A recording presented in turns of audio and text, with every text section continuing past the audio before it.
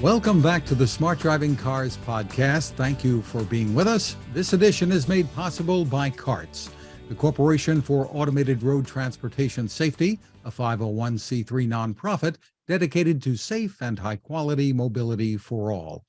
I'm Fred Fishkin, along with the Faculty Chair of Autonomous Vehicle Engineering at Princeton University, Alain Korhauser. Hi, Alain. Good morning, Fred. Good morning, and we are happy to have with us once again from Sweden, consultant and publisher of The Dispatcher, Michael Sena. Hi, Michael. Good morning, good afternoon. Pleasure to be here again. Well, another very worthwhile edition of The Dispatcher is out. We've had the chance to speak with you already about the ITU Future Networked Car Symposium, and we'll get to more from the latest edition shortly, but this is kind of tied into it. An organization called the Future of Life Institute this week published an open letter asking authorities around the world to stop or take a pause in making further developments in artificial intelligence in order to put adequate controls in place to prevent AI from getting out of control. One of the signatories to the letter was Elon Musk. Your April issue begins with a statement by Musk during Tesla's Investor Day on this subject. And Missy Cummings, who was the keynote speaker in your session on AI during the FNC Future Networked Car Symposium, has posted some comments on this as well. Now, in the Dispatcher, she discussed AI in the automotive context in depth. What can you tell us, Michael, about this growing debate? Okay, what I'd like to do is to provide some background so that we're all on the same page. And I'm going to start with Max Tegmark. Max Tegmark is a Swedish professor of physics at MIT and a TED Talk celebrity. Maybe you've heard him, maybe you've seen him, but he makes science understandable. He's a little like Carl Sagan.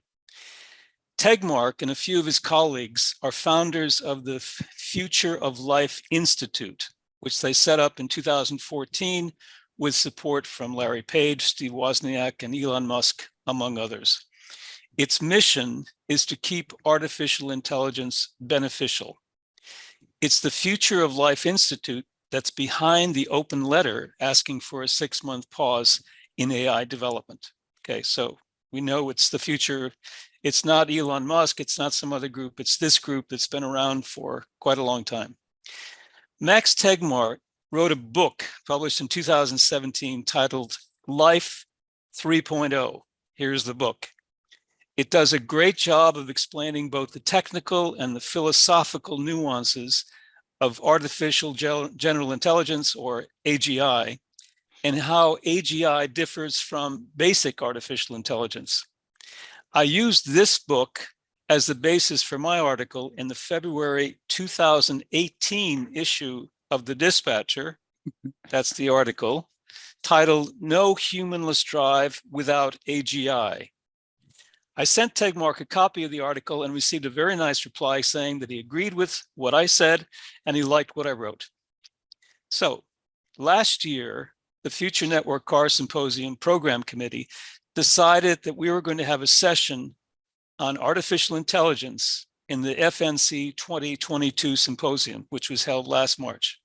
They asked me to moderate it.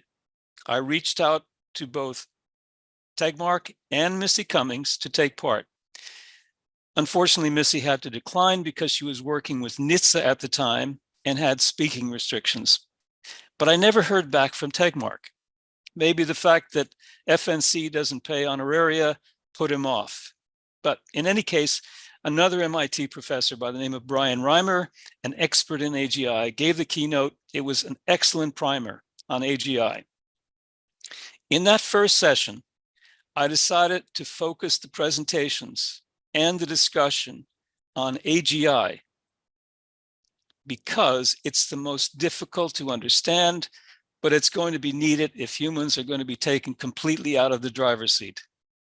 The conclusion of that session, that's last March, the participants said, no, AGI is nowhere close to being ready for anything, especially for driving cars.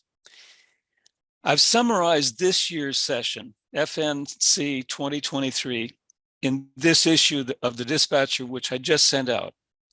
Missy Cummings gives the keynote, and she takes part in the panel where we discuss AI in current automotive applications. And the number of those applications is growing, as I've explained in the article. None of the session's participants see any reason to halt development of automotive AI. On the opening page of the April issue, the one you just received, I relate what Musk said in response to the last question posed during his investor day.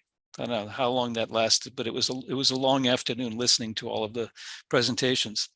The question was, how do you see AI helping Tesla make cars? And he said, I don't see AI helping us make cars anytime soon. I'm a little worried about all this AI stuff. We need a regulatory body to do something to make sure AI operates in the public interest. Some is useful, like, of course, what we do with self-driving, not AI, not AGI. I'm afraid I did something to help it get going. Quoting exactly what he said. He was referring to his original investment in ChatGPT, which apparently now he's regretting.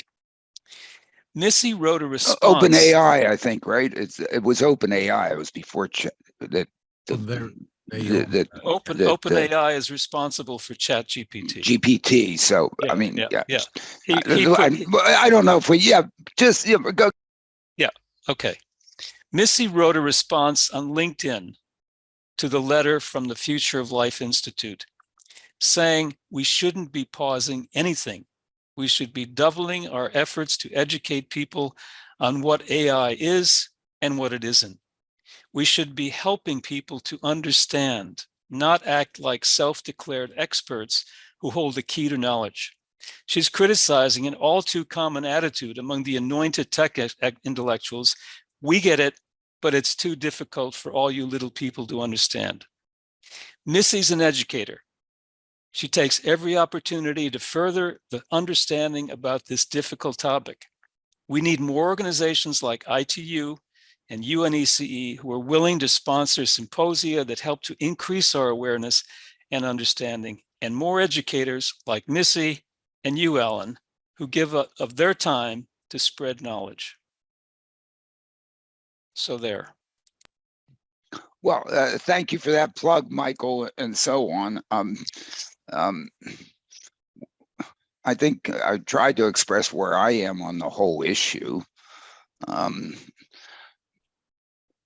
We think we have an extraordinary computer science department here at Princeton. And I know that 10 years ago, and I'm not in that department, I just sort of see it from the outside.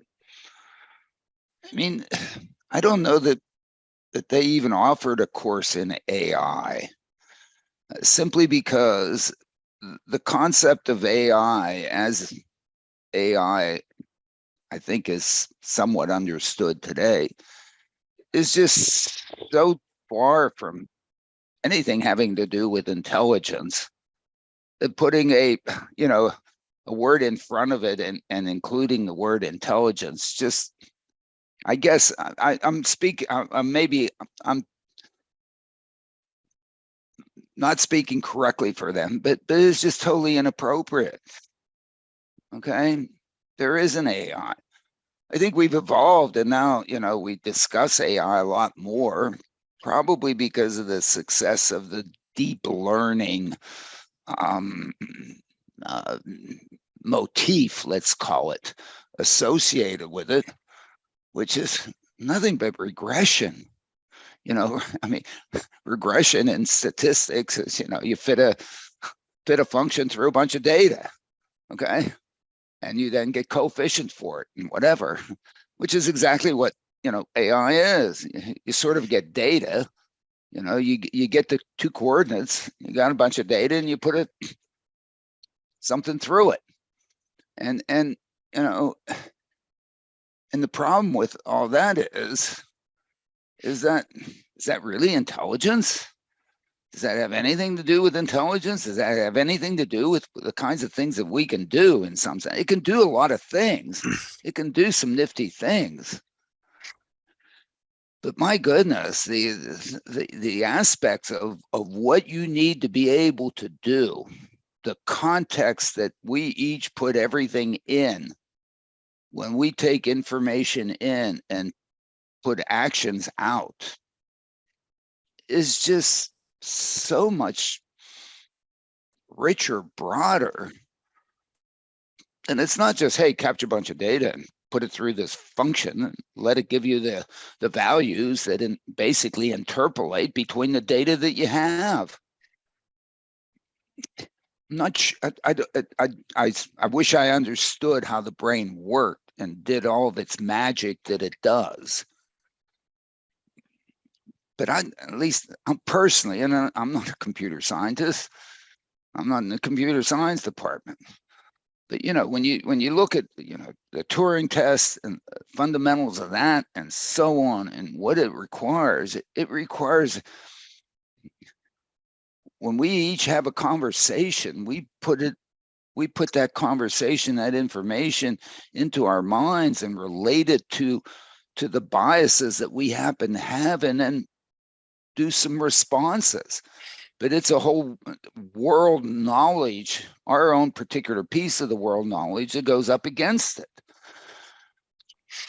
And first of all, I don't think ChatGPT, is anywhere near any of that stuff. Yeah, we should do more of that. It can do a lot of things. It might be a label, let SpaceX land a rocket. They landed another one, 180th whatever in a row that they landed,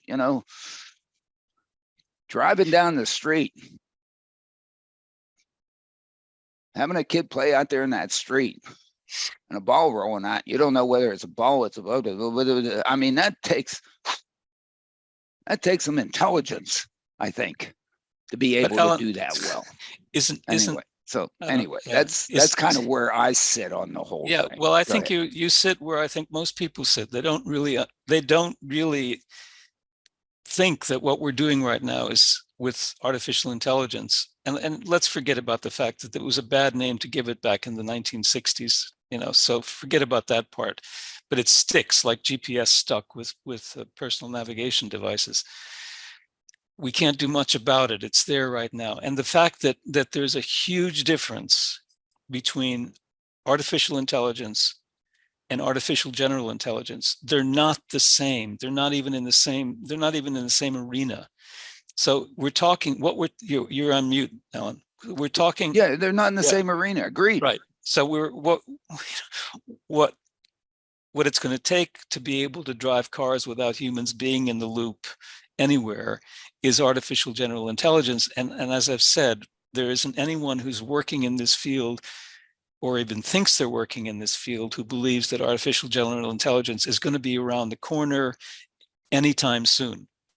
And the applications that we have today for automotive applications, which is what I've tried to describe in this issue of the dispatcher, are quite good.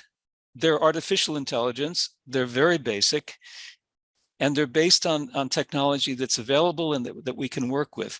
What these guys are saying, what the Future Life Institute and these people are saying, is let's not take this too far before we've got everything in place that's necessary in order to ensure that it just doesn't get out of hand. And at the same time, but asking for a pause to say, let's stop this because we know that this is difficult and we can continue working on it over here, but everybody else has to stop because they don't really understand it. That's what Missy's reacting to, and that's what I'm reacting to as well. We shouldn't be doing that. We should be educating. We should be providing all of the opportunities to educate people so that people know there's a difference between AGI and AI. And when we gave our session last year, at the Future Network Car, it was like, well, what's the difference? Nobody knew. I mean, AI is AI, so we're going to be people are going to be driving cars without humans in them, and that's what AI is, and that's what we try to explain then, and that's what we try to explain this year. Furthering the knowledge, but I agree with you. People are going to continue to be confused for lots of reasons, either because they don't want to understand it or they just, can't take the time to do it. But we shouldn't stop trying to educate. That's my point. Oh, absolutely.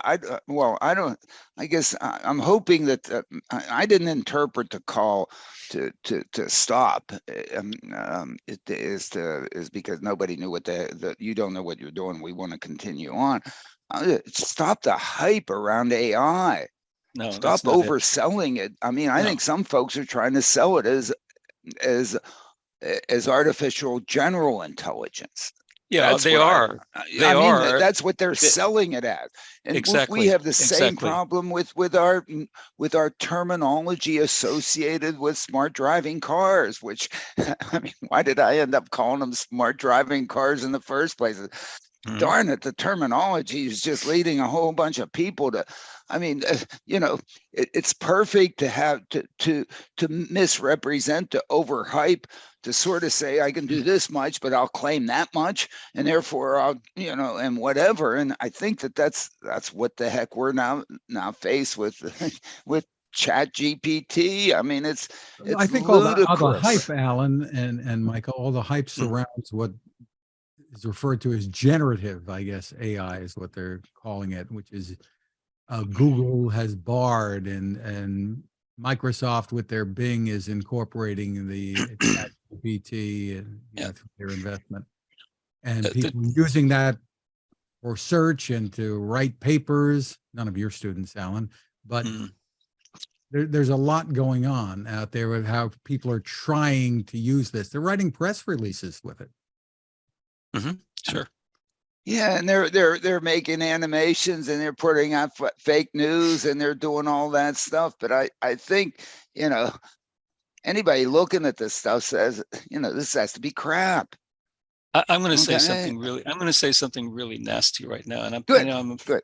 I'm sorry if you get a lot of bad press, but there are people out there who are writing for newspapers and magazines and are standing in front of TV cameras, pretending that they're actually experts in an area when all they are presenters or journalists, and they talk just like Chat GPT. They've gotten some information, they put it in front of them, they've written Yeah. it down, and now they're an expert. And they have blogs and they have all kinds of things where they're telling people, you know, this is how you should live your life. This is what you should be doing with your feet. You know, there's I don't see any difference between that and what Chat GPT is doing. So I'm sorry if I've stepped on Michael, anybody's I might toes, but agree with you, and so on and so forth.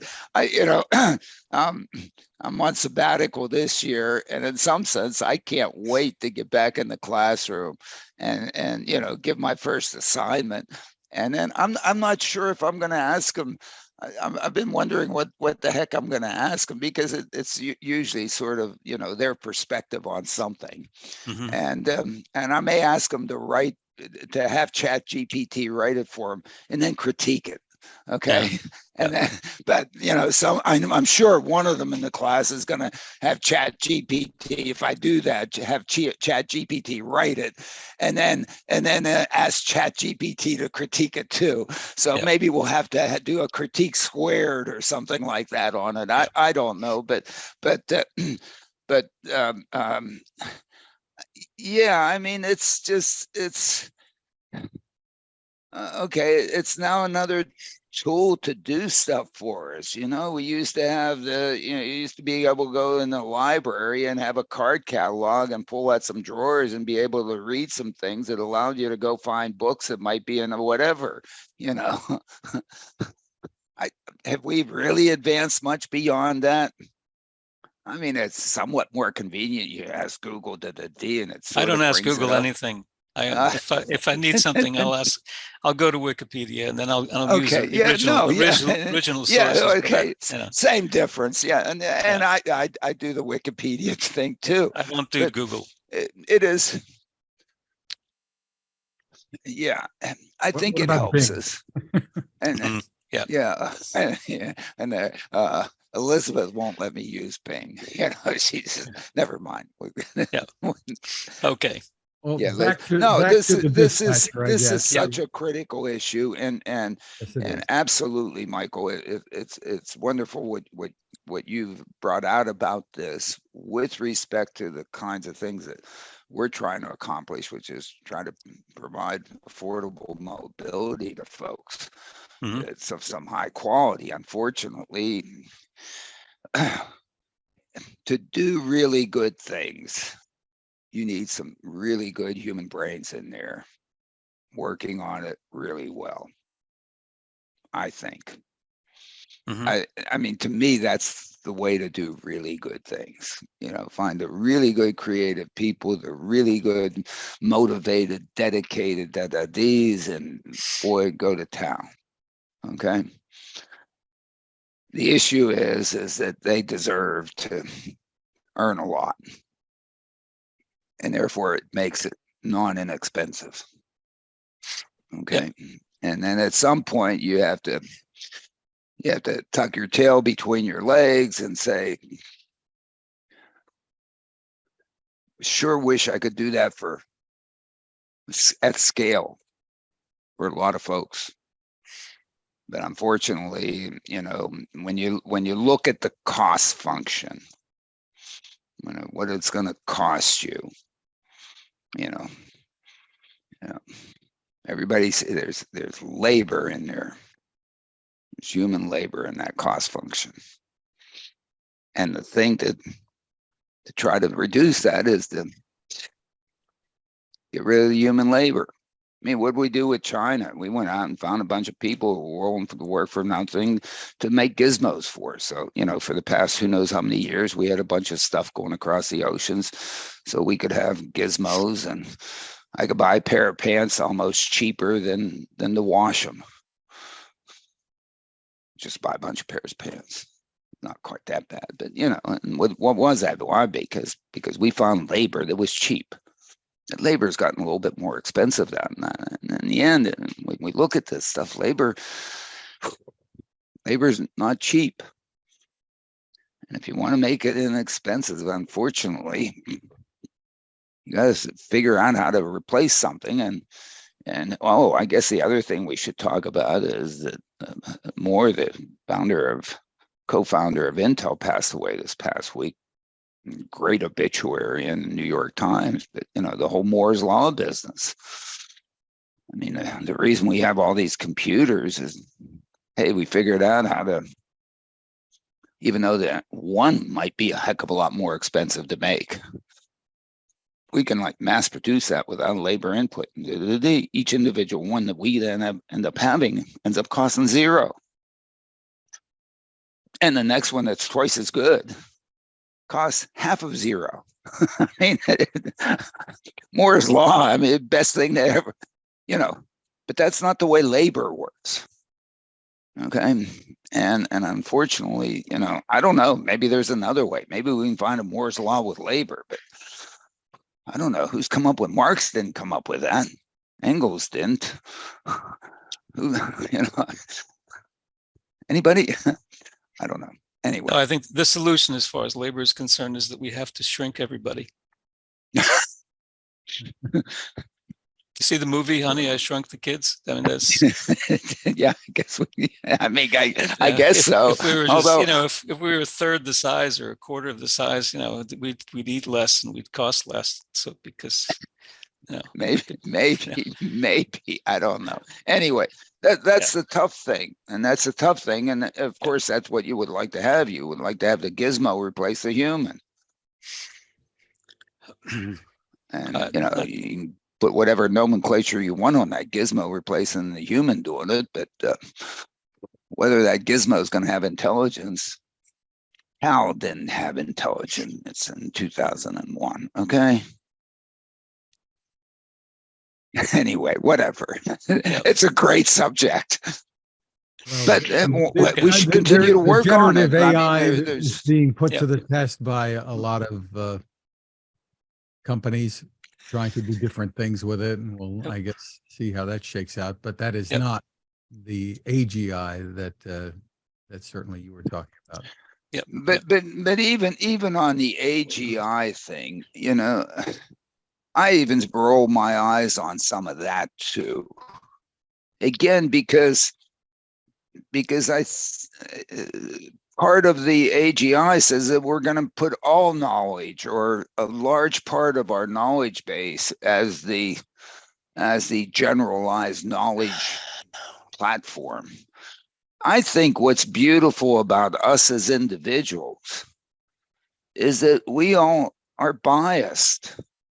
We all have our own experiences that we intertwine with our relationships.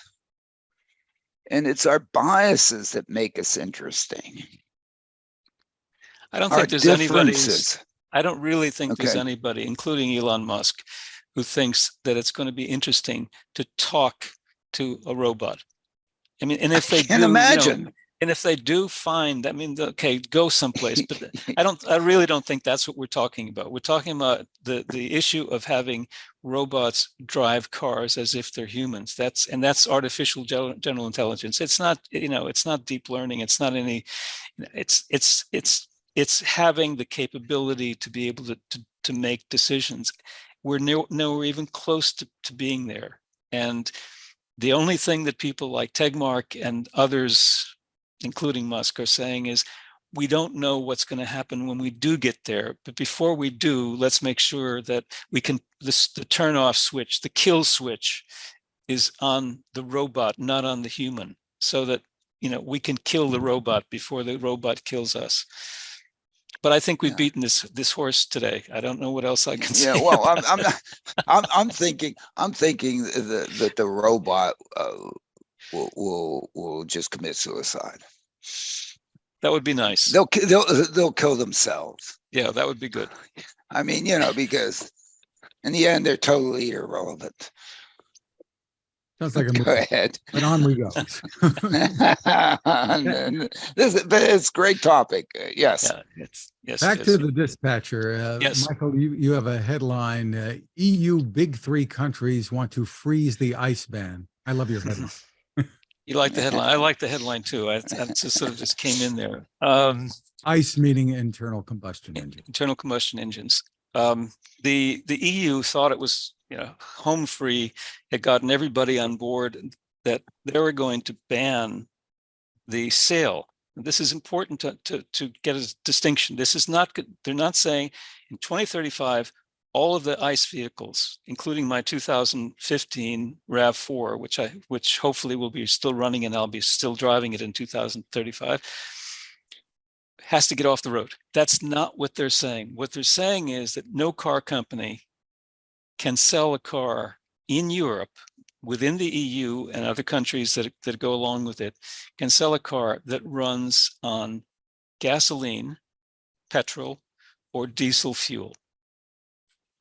That's what they're saying. You cannot sell a car in the EU that runs on gasoline or diesel. So everybody was supposedly agreed, and then they came to the point where they were going to approve this in a meeting of the ministers, transport ministers, and 4 countries, 5, depending on how you count, said, "Hold on." Germany said, "You have to allow cars to be sold after that date that run on zero emissions fuels, even though those fuels are carbon neutral fuels, not zero emission. We want you to change this to be cars must be carbon neutral, because we have cars and we have car companies that want to continue, and companies and people who want to continue to buy cars that run on that are not electric, that aren't running on, they're not battery electric vehicles." And everybody's shocked. What's going on? What's happening? I thought we all agreed to this. 2035, you got to stop. And Germany said, "Nope, we're not going to do it." And Italy said the same thing. And Poland said the same thing. And Romania and Hungary, they all said, "No, we're not going to vote for this." And if they all got together, this wouldn't have passed. So they all huddled. And as I said in the article, and I've said many, many times, the Leviathan does not give in. The Leviathan never loses. And the Leviathan is the European Commission. It's not the European Union. It's not the Parliament. It's the European Commission. The European Commission had decided that 2035 this was going to go through, and there was no other way that this was going to happen. So what happens? They get together. Germany says, we're not going to let this go. The alternative is e-fuels. They're called e-fuels. It's fuels that are produced not using petrol, not using oil, using biodegradable materials, so that they are carbon neutral, but they do produce emissions of a very low amount of emissions when the cars are on the road. And they forced this through so that the real regulation would be, as of 2035, you can sell cars with e-fuels. Now, what happens if all the people producing ICE vehicles say, okay, we'll just start, because you can run these cars today with e-fuels. An old Porsche will be able to run on this, just like a new Porsche will be able to run on this. And Porsche was the guy behind the whole thing. But the commission just can't do this. So on Sunday night, all the news reported Germany caved in. Italy, everyone ignored. We got it through. No, they didn't. They said, and this is gonna be really good. They said, the commission said, okay, we'll go out with an announcement saying we won, but we're going to come in with a new regulation after you've passed our regulation, which they haven't done yet. After you've passed our regulation to say we won, which will allow e-fuels. And then we'll have to vote on that. And if we don't get that through, then we'll do something else. And Germany fell for it. I think Italy voted. Poland voted against it. Three of the countries didn't vote at all. They abstained from the vote. But that's the situation right now. If they vote for this, which I think they will, 2035, there will be no ICE vehicle, no internal combustion engines using petrol or diesel that can be sold. That's a long time from now. It's 12 years from now, and a lot can happen in 12 years. A lot happened in the last 2 years, so a lot can happen in 12 years. So we don't really know what's going to happen. And this is only the EU. This is not the United States. It's certainly not China. It's not nowhere else in the world that this is, people are talking about doing this. California has passed, they may have passed this law saying that no ICE vehicles will be sold in California after 2035. I'm not really sure, but that's the situation. And I wanted to make that as clear as possible so people didn't think the EU just, bulldozed this through and everybody else lost, and there won't be any vehicles that can be sold other than electric vehicles after 2035. Internal combustion is a process in which you basically have a piston in which you inject something. It creates a high pressure and the piston moves. It has to be ignitable. We can put the word ignition on there, but it puts something in there that does an expansion and applies a pressure over the surface of a thing, and that thing moves. That's what an internal combustion, engine does. Now, that thing that creates the pressure that allows that piston to move and then is released and then, does it again, which is what that thing does. I don't know. Why does it have to be? We have to get Fred Dreyer on this one. Okay. But why does that have to be something, one of these carbon things or whatevers? It could be something else. Yeah, it creates that. Yeah, and this is what they're saying. It's a biofuel. Yeah. It's not. It could be a biofuel. It could be, I don't know, hydrogen. I don't know. One of the combustion guys can, go talk about it. But whatever. As opposed to something that has wires running around it and a magnet, and then puts an electric current through it and causes a jiggle and a jangle to get it to turn. Yeah. The Okay, battery. I mean, The battery. yeah, and the battery and where that comes from and all that stuff. Well, there's an alternative. We know that there's an alternative to how we get the battery to be charged, and that's instead of having electricity coming from outside, it's electricity generating inside with hydrogen. That's another alternative. Sure, But that's another alternative, but that's still then driving the electric motor. Yeah, That exactly. hydrogen could be booming and pushing a piston. I don't know. I guess I have to ask whatever. Fred, Yeah. Okay. or some other, thing Look, on the chemical chart. Why Right? did the question we're You getting? know, The question we New keep on Jersey's in getting this to. debate too now, right? What's that? New Jersey, the Governor Murphy has ordered that all cars be zero emission by 2035 as well. So, and I think there are other states You know, joining. this, what I think we've been saying, and Fred Dreyer, who could definitely talk about this at great length. My point is only that I wanted to explain in the issue what exactly happened. But when it comes to this issue, why do we have to go where we went, starting back in the 1990s, when California said, zero emissions means batteries. It didn't have to be that way, but it was, and that ended up into, where we got to with Tesla. And then when Tesla said, everything else is stupid, it's only batteries, and anybody else working on hydrogen, they're dumb. This is the language that Musk used. He said these kinds of things. You're half a brain if you're not working with battery electric vehicles. How can you be thinking about anything else? And instead of people realizing he was promoting his solution because that's what he did, they all said, oh yeah, he's right. We've got to get on board with battery electric vehicles. And now we're spending huge amounts of money to pay people to buy BEVs. Okay, I mean, let's not go there, because we've had this discussion many times. Yeah, we've had, yeah. In the musings section of Yes. Of the newsletter, the headline is "Mind Your Own Business, but Know Who Your Customer Really Is," and this is about the railroad industry and the car building business. Yeah, I've been wanting to write this for a long time, and I've been kind of pulling things together over the the last months or years, trying to get my head around this whole issue of what it is that we're actually doing with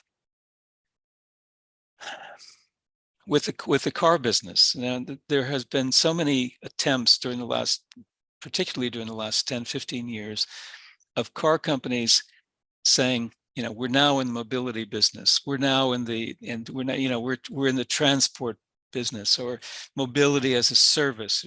These are the sorts of things that people have been talking about. Of we're gonna move our company into this direction. Jacques Nasser, back in 2001 or so, before he was fired by Bill Ford, said, our cars are just going to be mobile cellular phones on wheels. They use the term cellular devices in the United States, cellular phones on wheels. And so I wanted to kind of compare this to something that we have often said. People refer to those who are not understanding what business they're in, and then they use the railroads as an example of companies or an industry that thought they were in a certain business, but they weren't really in that business. They were in a completely different business. And they say, we're not in the railroad business, or they shouldn't have said that we're in the railroad business. They should have said we're in the transportation business. But the railroads were never in the transportation business, and they were never in the railroad business. And this is what I've tried to say in this article. What the business the railroads were in, and they fell into after they deliver the coal that was their primary reason for getting started in the first place. They needed a way of getting the coal from the mine to a place where they could use it to do something. But once everyone realized what it is that they actually had, railroads went into the country building business. And it wasn't just in the United States, but the United States was, because it was big and because it was unexplored, and it was, well, unexplored by the people who were, who were living on the East Coast, who wanted to get to the West Coast and create this, this huge connected country. The railroads allowed them to do that. And the people who ran the railroads were in a position to be able to take all of the industry, all of the money and all of the brain power, and to have the government behind it. Without the government, the railroads would never have gotten to where they were. But the railroads and the people who ran them understood that they were in the country building business.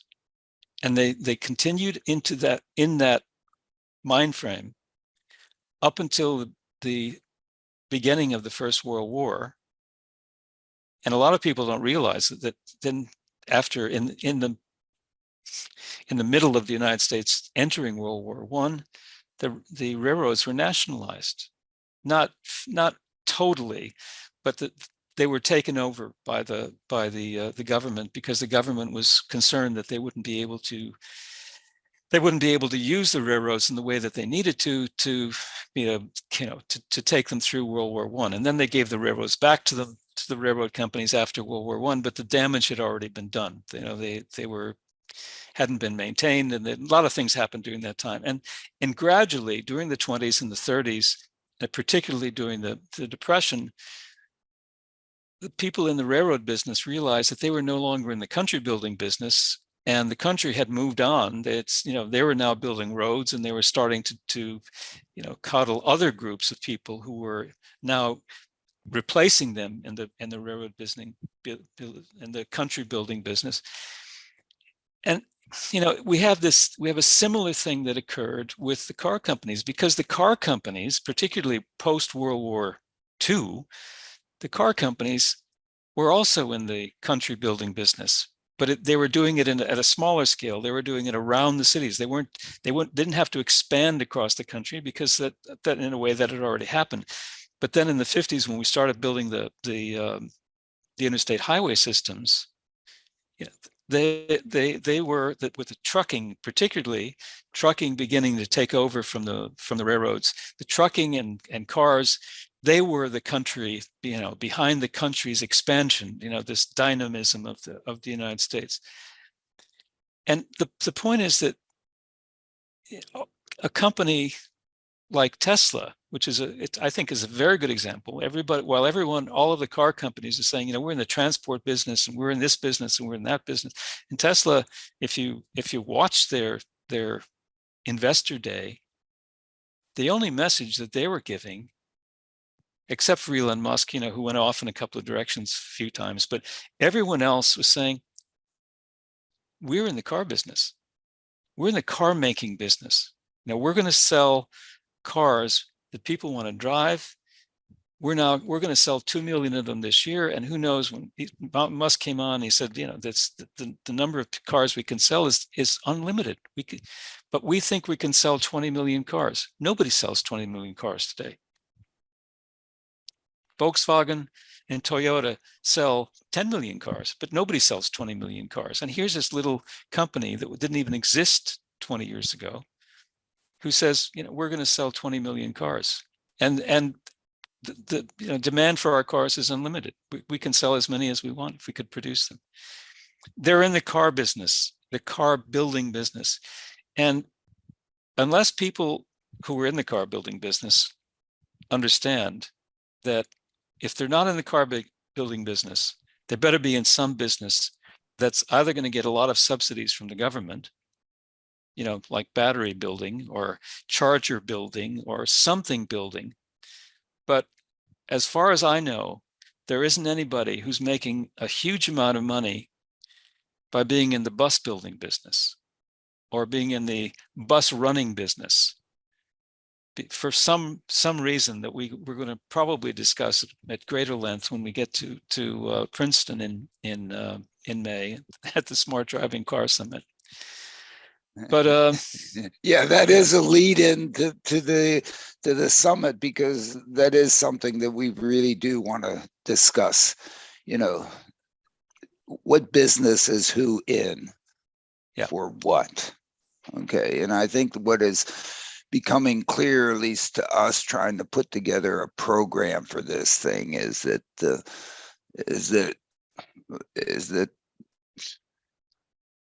in a sense, the mobility business has to be a mobility business, and to provide mobility, if that's really what we're trying to do to individuals, we probably need some folks to be in the vehicle building business, because we're probably going to use vehicles, and then that's an undertaking in and of itself, which is non-trivial.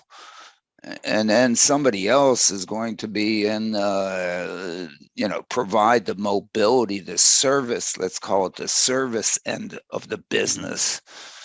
It's actually going to deliver that.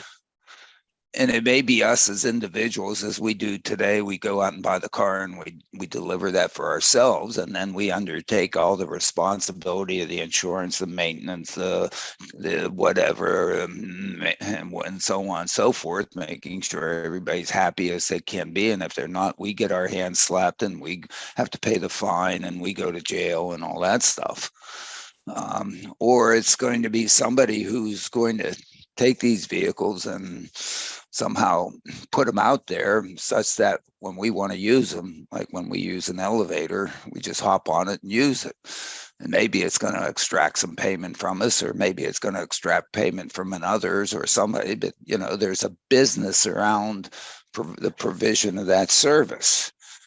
I guess take an elevator, there's an elevator company, but somebody's gone out there and purchased that and agreed in return to be able to keep it running and maintain it and operate it and house it in the building and get it fixed and get the firemen there when it gets stuck and all the other stuff that goes along with it.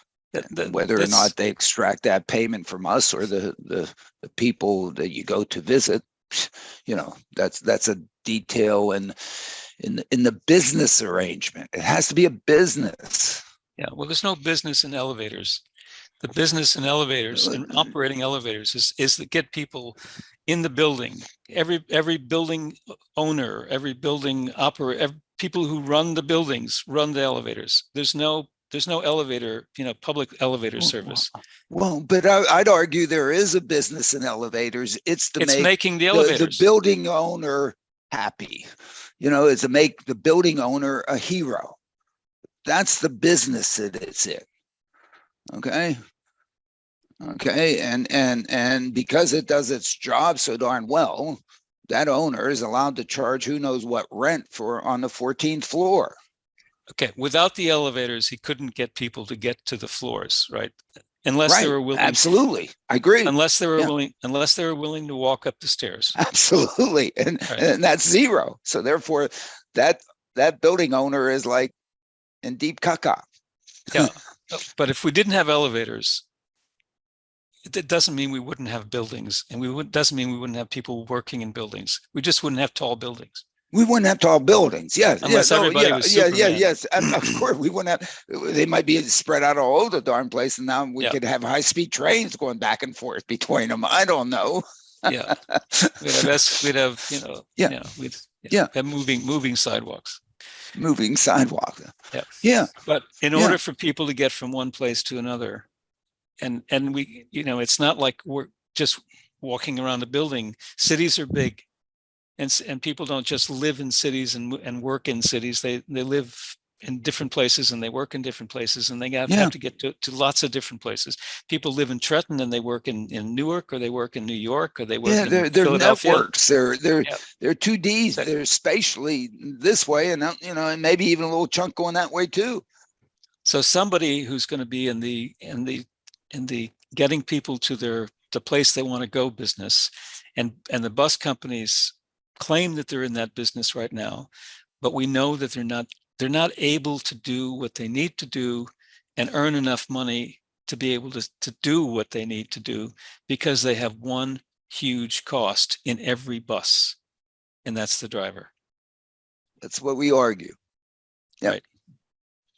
And we And need to so take, the way to get away from that shackle or that whatever that cost, got to replace it with something who can do almost as good a job. Be great if it could do a better job. Mhm. But we won't. I don't even think we should aspire to that, because again, we are pretty damn good when we want to be. Mhm. And when we get paid enough to be. Okay. Some bus drivers are better than others, but hopefully the people who are driving buses are They're damn good. Yeah. Absolutely. They're dedicated and whatever. They want to feed their families and all that stuff, and they're appreciative of their job, and they have a commercial driver's license. Yes. They have a CDL, which then, that's like almost a PhD. They're good, but they're expensive. So therefore they can't do as much as, and unfortunately some people can't afford to pay it to get done what they would very much like to get done. Yeah, but the payments that people make to on a bus, the bus fare, is such a small percentage of what the actual bus operation Absolutely. costs. And it's all, and everything, the reason they're out there is because they're getting subsidies from the city, from the county, from the state, from the federal government. And this isn't just in the United States, it's everywhere.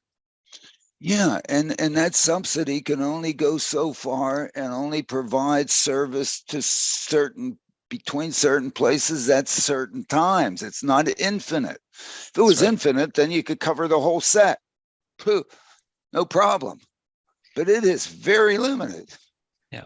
And the fact that it's very limited means that if you can't do one, if one of those doesn't satisfy what you need at that time, you're hosed. Exactly. You're walking the steps to the 14th floor. There's no elevator. Good luck. Okay. We should remind people, Alan, that the dates for the summit, the sixth annual Smart Driving Car Summit. We're starting on Monday instead of Tuesday this time, and Monday night through Wednesday. 22nd through 24th of May. 22nd through the 24th of May. We're going to discuss what kind of businesses do we need.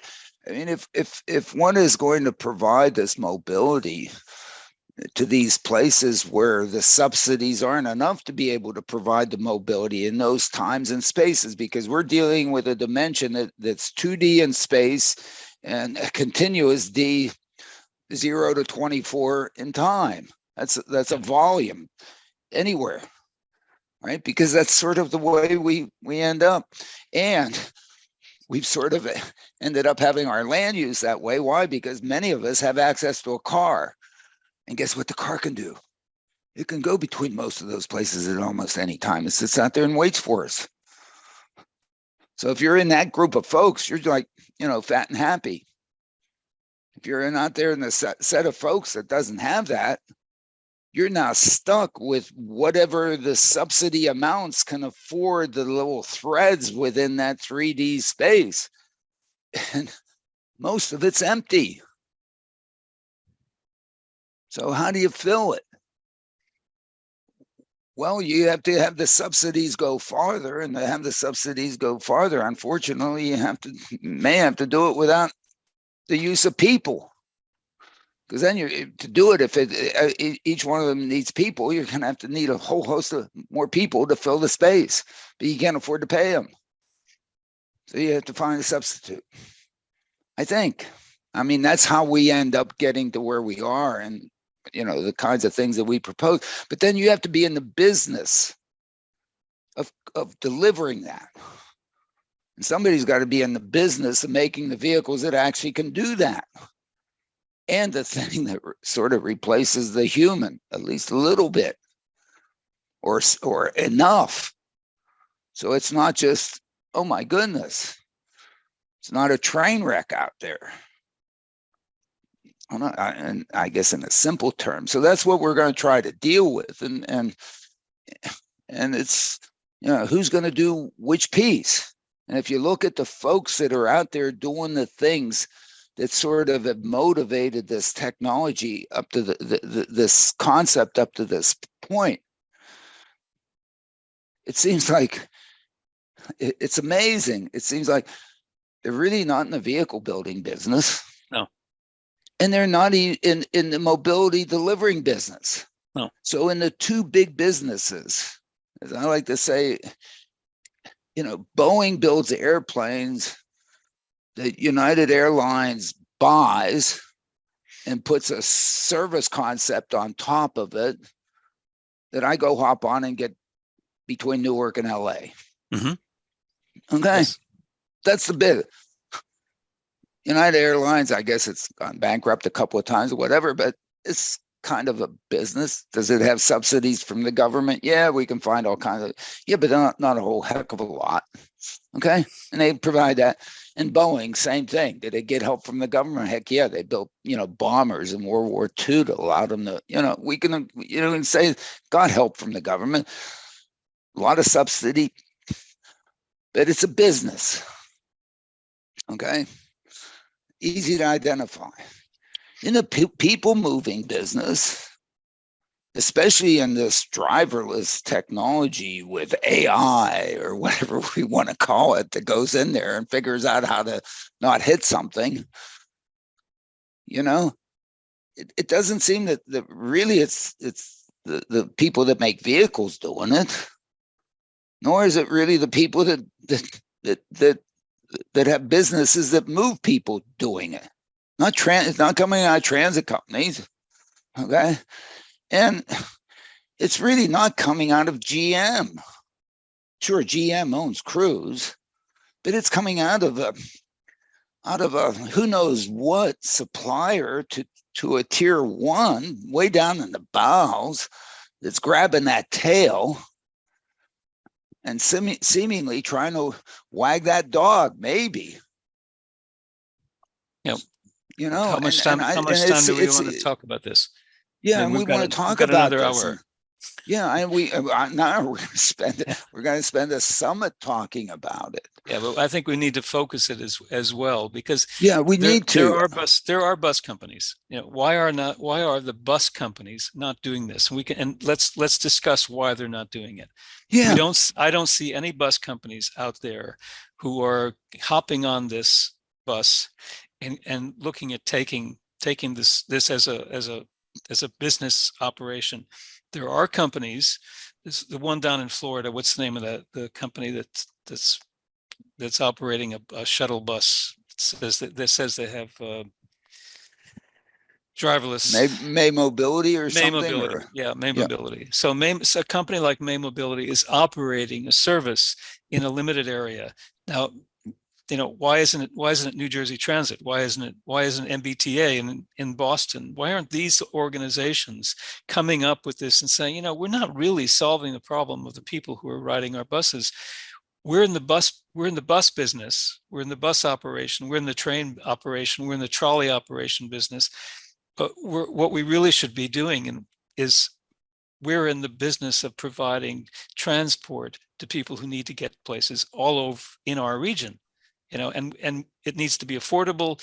It needs to do what they need to do when they need to do it. And they're not able to do that because they're working with buses and they have certain costs and the budget is just not big enough.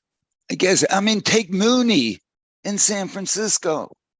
They're supposed to be responsible for moving people throughout San Francisco. Yeah, but so's MBTA, so's the New York Transit. This MBTA is the same thing. Yeah, MTA in New York. Yeah. Okay, they're not just a subway. Coles. They shouldn't just be a bus. They should be Colts. in, unless they just say, hey, in this 3D space, time, or we're only going to cover these little filaments. And we'll let the other void mañana. Yeah. Okay. I don't know. Really? It seems like, oh, but we're going to be multimodal, and therefore we're only going to deal with the mode of the choo-choo and the bus. Yeah. Okay. Really? What about this other thing that could allow you to begin to fill that space? In other words, provide even more service to more people. And guess what? You might be able to, if you can figure it out, you might be able to make money on this. And you won't have to ask for as many alms for the poor. But Well, it the alms seems for as the if poor is none of the poor is the bus. The poor is the bus company, and the alms is going into their pockets, not going into the pockets of the riders. I But understand. what we yeah. really want to do, and what we've been trying to do now, and I think we're at a point where we can get this to begin to happen, is to get someone somewhere inside, I don't know, inside the Department of Transportation, inside MBTA, inside Mooney, inside some of these places, and say, you know, there is an alternative where we can actually do the job that we're set up to do. We're not set up to run buses. We're not set up to run trains. We're set up to get people from where they are to where they need to be if they don't have and can't drive their own car. You know, what they've done, what all of these organizations have done is said, the problem is the car. We've got to get people out of the car and into the buses. They get them into the buses and the people say, I can't get to where I want to go when I want to get there. So, I Right. mean, this is exactly, you know, they're asking for something, but they're not providing the solution. And what we're trying to say to them is there is a solution. It's not there right now. You need to start to work with us to get to where the farmers are with John Deere, to get to where the miners are with Komatsu and the other folks who have Caterpillar and seen the whatever. Yeah. problem being either the person is in danger who's driving those, or we can't get enough people to be able to drive those tractors when we need those tractors to be driven, and at a cost that we can afford. We don't want to get stuff, you know, we don't want to buy things from places that are cheap. We want to be able to produce them here, but we have to be able to produce them at the right price. And this is the same problem with transport. We need to be able to deliver transport to people at an affordable price, but actually does the job that they need to have done, which is get me to my job, to where I want to work, so that I can feed my family. And if you can't do that, then you're not providing the service. Yeah, but my fear on all that is that they have an answer for us. Okay. We know they do. They don't think that what we think a way to do it is to, you know, Moore's law. Yeah. Okay. What do they think? They think micromobility. Oh, you just give them a scooter and an electric bike and they'll be just fine. Thank you. And, you know, we're out of here. I don't know. I mean, they're in the micromobility business now. Why? I Because took I photographs. don't know. It just drives me nuts. Sorry. We were in Stockholm the last couple of days, and it snowed in Stockholm, and nobody plows the streets, nobody cleans the sidewalks, and the scooters were just in piles covered with snow. You know, let them ride scooters, let them eat cake. I mean, you know, it's the answer we're going to get. Bread and circus. You know, Yeah. it's well, it doesn't cost them anything, and then they can just move on. Hey, it's your problem now. Here, you know, and by the way, go up that stairwell for those 14 floors. We're not giving you an elevator either. Okay. Yeah.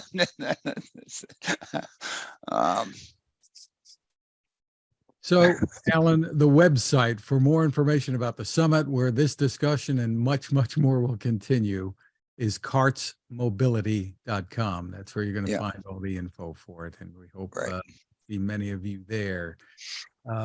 There were a couple of other headlines we were going to get to, but maybe Yeah. we're out of time. I mean, if you want to talk about Ford's Yeah, just a CEO, couple real quick. Right. We have to. I have to make a Right. couple of comments All here, right. right? I mean, otherwise Ford people. CEO Jim Farley, in an interview with Bloomberg, said the company's next electric truck coming in 2025 will allow you to go to sleep in your truck or make a call, do whatever, while it drives you on a sunny day on the highway. You're shaking your Oh head. my goodness! I mean, what did he just go to Elon University or something like that and learn that? I mean, totally irresponsible. Bill Gates also making some headlines here in the newsletter. In his blog post, Gates notes, he has a headline: "My trip around London in an autonomous vehicle," and this was in a Wave vehicle. And you read this, and again, you were shaking your head. I mean, I always have the highest respect for Bill. I mean, absolutely, without a doubt. But boy, I mean, he needs to go back to DOS or something. I don't know. I mean, what he rode around in, I mean, Waymo could do 10 years ago easily. I mean, it even says in there that the safety driver had to take over several times. I don't know what the definition of several is, but guess what? If that entity wasn't there, Bill, you might not be here any longer anyway, because there's nobody there to you got to be able to do this without taking over. Okay.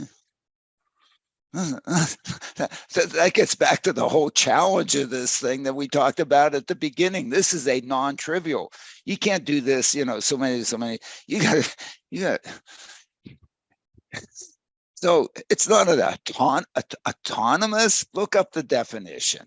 So as I think I put in the newsletter, it's like when Bush Senior went to some grocery exhibition show and saw a scanner in 1992 and said, "Oh my goodness, this thing really can figure out what this product costs and charge it up at the right price." I mean, scanners have been used in grocery stores for 20 years. He had never. I mean, Bill, this stuff's been around for a while at the level that you were riding around in London. Okay, and what if the attendant had to disengage, which is what we call it, and take over the whatever driverless system during your trip?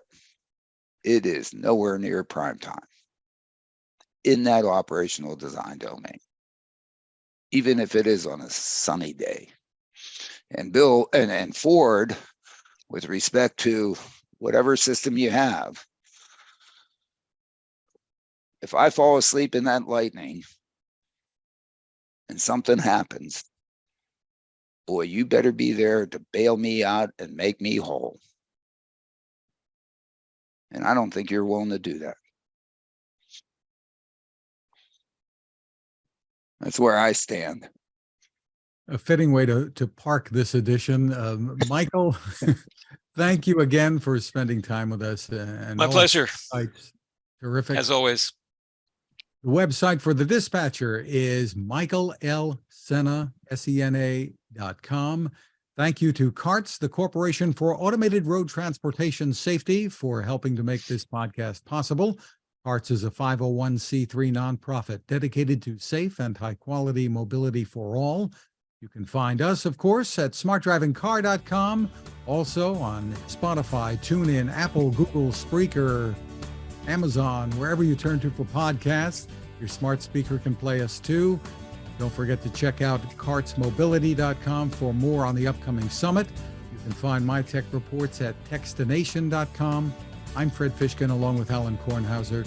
Thanks for listening or watching. Please continue to stay safe.